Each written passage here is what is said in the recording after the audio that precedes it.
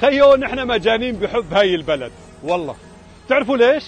لأنه كنا نقول رح ننتصر ونحن بأصعب أيام عمرنا، تحت القصف، تحت الحصار، عم نحارب كل الكرة الأرضية.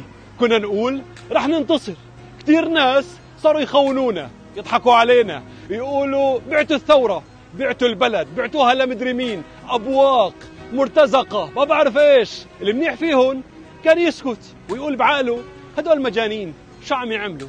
مين عم بيحاربوا؟ بالفعل نحن مجانين. اسمعوا ليش.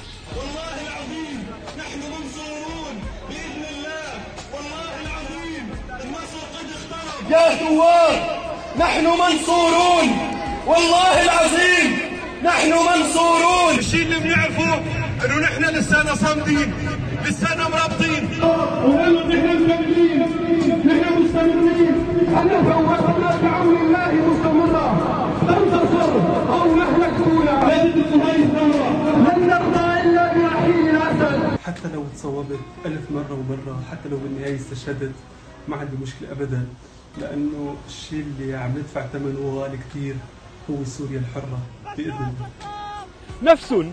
نفسهم اللي كانوا يخونونا ويطعنوا فينا، رجعوا هلا يخونونا ويطعنوا فينا ويقولوا انتوا خرجكم تعمروا بلد، انتوا خرجكم تبنوا بلد.